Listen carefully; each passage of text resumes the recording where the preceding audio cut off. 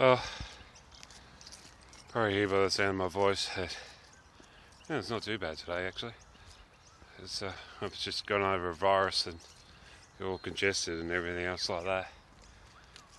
But show must go on, and I just Sunday morning. Had my turn behind the sound desk this Sunday morning and at church. So might as well show you a thing or two beyond the sound desk. Or just some basic stuff.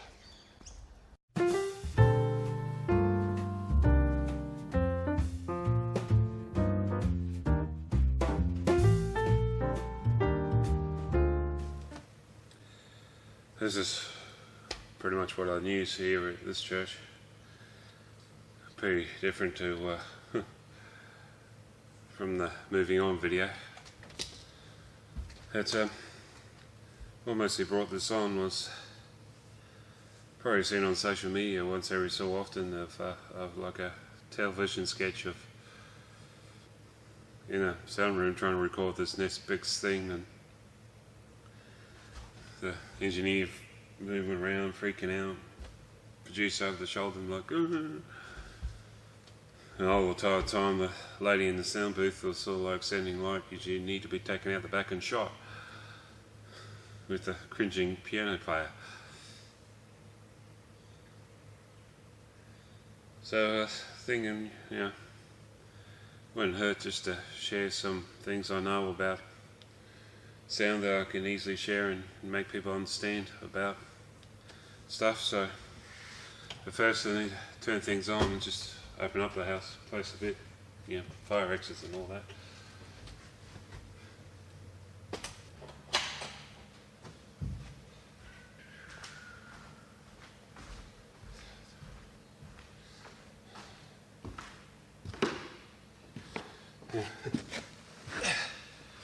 Now for the sermon. Don't worry, it's not going to be one of those type of sermons. If it was, I would have had a Bible in my hands. But the thing I'd like to start off with is people, with sound.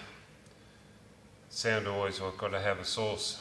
So, for me, if the source is, in a church environment, and pretty much the same with if it's like in a concert arena or something along that nature, is I gotta get whatever I get off the stage, down the microphone. Let me explain a little bit further about it. When it comes to the sound systems, they haven't been around for that long. Probably pretty close to something in the lines of like 100 years. But music, music could say, it's a simple beat of, probably someone putting sticks together. It's been around since the beginning of time, basically. And, from that, it's been developed so that, have a consistent beat. Eventually singing came along and, that singers harmonising and all that sort of thing. So, it always starts with, what sort of, band you have or, singers you have. And it's always, good to actually have them, practice, learn their skills and stuff like that, and, improve of what they have, and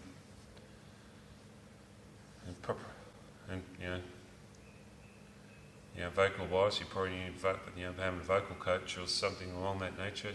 It's all can be very helpful, and just keeping that beat, keeping it harmonised. Keeping that, keeping it tight, basically, can be all very, very helpful for me behind the sound desk, because I can't fix things of having out a tune guitar or a singer that's can't sing, or or put it simply, having a singer that might have stage fright. I can't control that.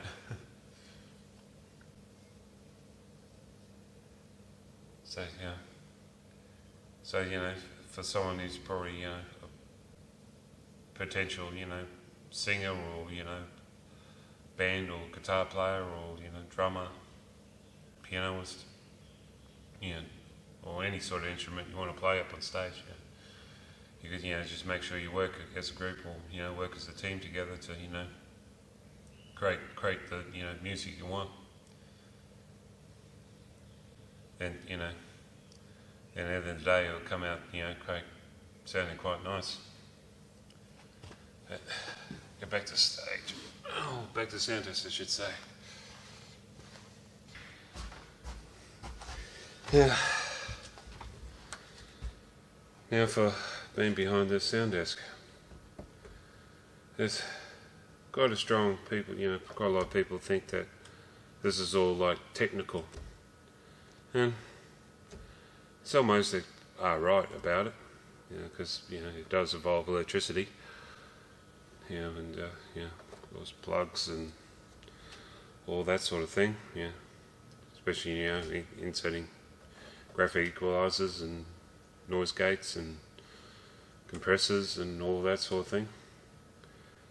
But at the end of the day, that you've got to realise too that sitting behind this is also a very strong creative element. I really like to think of it as sitting behind a musical instrument, behind a console. It's something that one of the other sound guys here was like, that was pretty much saying to me was about the signal clips. It's alright if you have the signal clip light on and stuff like that, or signal light on, and it's going when it's got clipping on the channel, exceeding its limits basically. And I said, well, that's all good. You can have it lit up like a Christmas tree if you like, but at the end of the day, it's pretty much these.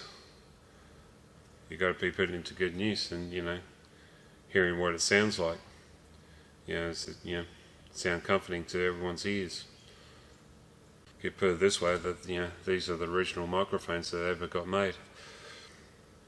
Of course, you might have people say that, well, why don't you just do a podcast or something like that, or probably do something along the lines of video for a YouTube channel. But at the end of the day, still it's still these are the things that they're still got to be put to good use behind it all. So regardless if you're doing a concert or stage play or just someone doing motivational speaking, or just sitting at your home computer editing your next YouTube video, you got to put these to good use. You probably find that the final thing that I could probably say about all this is,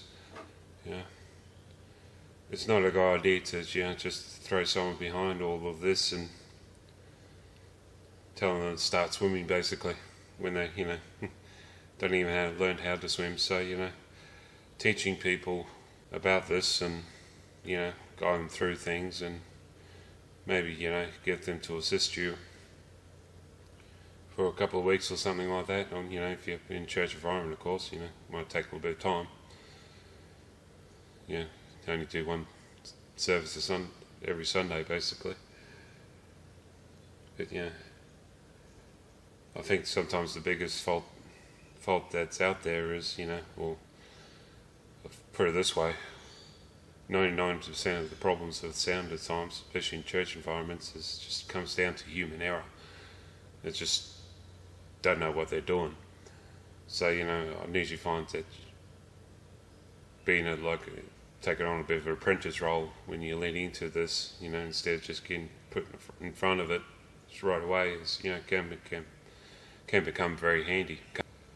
Yes, there's probably find that there's some courses out there through college and other places that might come in handy as well, but sometimes you find that a piece of paper is a piece of paper.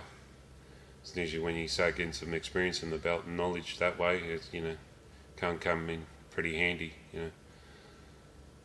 For me personally, I could probably take it to a professional level, go off and do concert tours and stuff like that with a band. But sometimes I find that dealing with those sort of people can get a bit on the irate side. So I'm happy to do what I do here with just doing sound in church. But it won't be long now that the band shows up and we'll start doing a Sunday morning rehearsal before the service.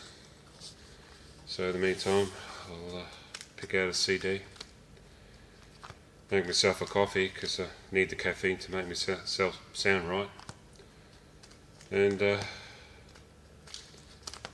I'll leave it at that, So till next time, what we'll do, have a good one.